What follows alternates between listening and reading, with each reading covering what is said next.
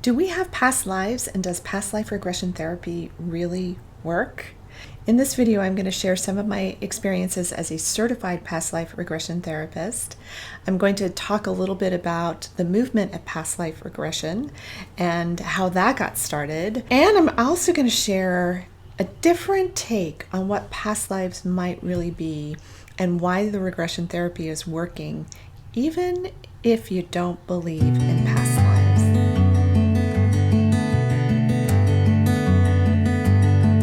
I'm Dr. Meg Haworth. I am a transpersonal psychologist and holistic nutritional chef, and I focus on helping high-functioning, successful women abuse survivors and women who had traumatic childhoods to release the energy that they're holding in their bodies from those experiences with my intuitive somatic psychotherapy sessions.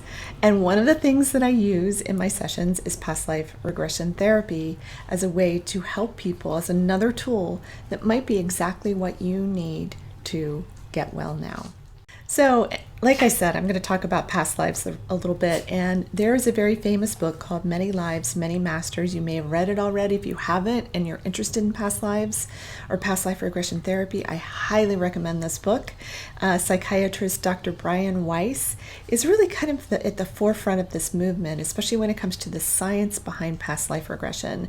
He actually stumbled upon it in his practice when one of his patients was going into these stories that she couldn't have possibly lived in this lifetime. And so it opened up this whole realm for him. He was a complete skeptic until these stories started coming out, and he started to have such incredible results from his patients as he applied what he was learning and as he created these regression therapies that were based on past life regression. So there's a lot of information out there about this, so I really encourage you to go look it up and just explore, because it's a fascinating field. There's also a bunch of other books that have been written about children that remember their past lives. I often will say to my clients and students that those first 6 years of life are the times that you're more likely to remember things from your past life. And I've known people, I knew this one woman, her 3-year-old daughter kept saying, "Remember that time, Mommy, that I rescued you from the fire?" And she kept saying it over and over again.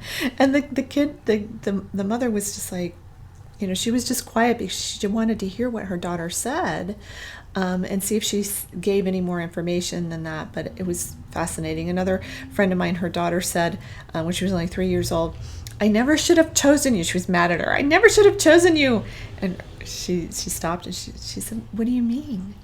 The mother said, "What do you mean?" And the child said, "When I was in heaven and I had a choice and I could choose you, I never should have chosen you." And she was just angry at her in that moment. But it was a fascinating moment for the mom, who was very open to these kinds of discussions and very fascinated by her child's reaction and what she was saying. So there's these great books that are out there now where researchers all over the world have been studying children who remember their past lives and being able to actually find the people's lives, trace them, because they've come up with very specific information. And there's one particular researcher here in the United States who is a doctor, an MD at the University of Virginia. His name is Dr. Jim B. Tucker, and he wrote a book called A Return to Life, or Return to Life, I think is the name of the book. And it's a fascinating read. So go and open your mind and think about, if you have hit a wall in therapy, you've tried all these kinds of therapies, and you might have a phobia or a trauma or something that doesn't make sense, like a phobia that makes zero sense to you, that has no reference to anything that happened to you, that there may be something that's stuck in your field. And this is really what I work with, is your energy system, and it's stuck in your subconscious mind, your unconscious mind, and in your memory. And like I said, I'm going to get to in a few minutes what past lives might be. It's a different take on what they might be, if you don't believe in past lives or you don't think that they're possible.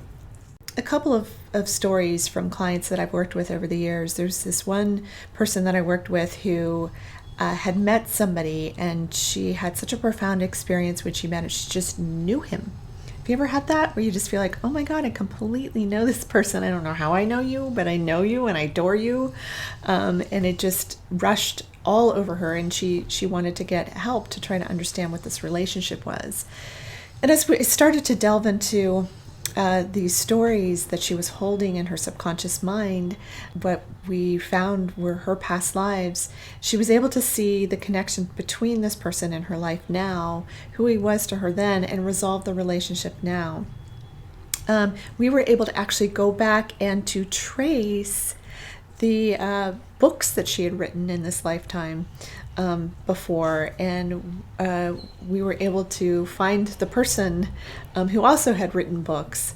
Now this was somebody who's kind of obscure, who'd written in the 1800s that she wouldn't have known anything about it. It wasn't like a popular writer by any stretch, but she got the name, she got the location, she got the names of her and this person, and so she was able to really understand and resolve the relationships, and also understand and resolve some patterns in her own life now that she was able to let go of. And so that was really fascinating.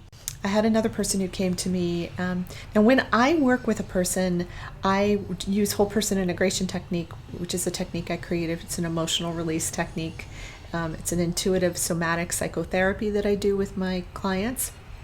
And so, but sometimes what happens is when we're in session, it's just, I sense that there's something that has to do with the past life, or the person I'm working with senses that. And so we go into the past life to help them to release this. We also go into inner child therapy if that's the thing that's coming up for them to release it. So it's very directed by just the intuitive flow of what's going on in the subconscious mind of the person I'm working with, and also all the different certifications and modalities that I've used over the years, and my intuition to help get to what's next for them and what will help them release. And so this one person I was working with had all these digestive issues, and when we started working together, we're using whole person integration technique, it led us into a past life story. And he was able to understand that, his whole digestive tract had been decimated. I mean, literally destroyed in a experience that he had in a past life. And so when he was able to get into that story and then release the energy that he was holding in his body, in that part of his body, in his energy field, then he was able to heal, and his intestines healed, and he never had any issues with it after that. And he even the foods that were bothering him were no longer bothering him anymore, because the body got exactly what it needed to heal itself. The subconscious mind was able to heal the body mind, which was able to heal the physical body, because guess what? It's all one thing. So that was another fascinating moment. In my own life, past life regression therapy is something that I used as well. It helped me understand various relationships in my life. It helped me understand some physical things that were going on in my body that I didn't quite understand, that have been released now, and that I no longer have those issues. And it's just fascinating. So I told you I wanted to give you a different take on past life regression therapies, on past lives in general. To me, it doesn't really matter whether it's a past life or not a past life. To me, it's an archetypal story. And I mean, if you look at the theories of Carl Jung and the collective consciousness and the collective unconsciousness, we're looking at, there are just so many archetypal stories. An archetype is a collective human idea, and these archetypal stories, like the hero's journey, for instance, is an archetypal story. It's a progression, and it's used all the time in screenwriting, or in writing novels, or any time that you want to tell stories. It's the hero's journey, and you yourself, you're going through your own lifetime hero's journey. And if you're sick, or if you have long-standing emotional patterns, or if you went through abuse as a child, you still have a story inside of you that you are working through. You are the hero of your own story, and that's kind of how I look at this. It's like a past life could actually be an archetypal story, and if you're accessing that story as a way to release something in your body, in your mind, just if it helps you do what you need to do, if it helps you release a phobia, fantastic. It doesn't really matter where that comes from. And you can say it's placebo effect, you can say it's not real, but if it works, does it matter? That's the question I often ask. If it works, this woman who came to me who had a phobia of driving on the freeway, and we did, I think 3, because I usually suggest a minimum of 3 past life regression therapy sessions. And we did the 3 sessions, and she was able to release the fear and phobia of getting on the freeway. And now at first, it took her some time because her central nervous system had been trained to be afraid of the freeway.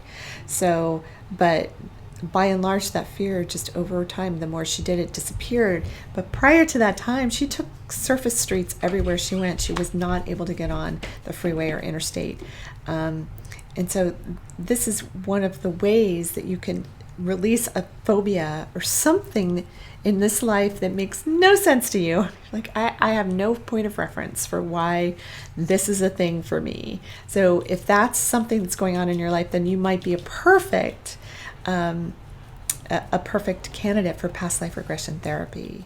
So if any of this stuff resonates with you and you want to talk to me about any of it, then you can just go ahead and book a free consultation with me. They're in the links below, and I would love to talk to you and see if we might be a good fit to work together. I also have a lot of people that I can refer you to if we don't feel like we're a good fit, or if you might need something else that I don't feel like I can really help you with, then I can also refer you out. So anyway, I hope that this has given you some food for thought, and I hope that this information will help you get well now. Thanks for listening.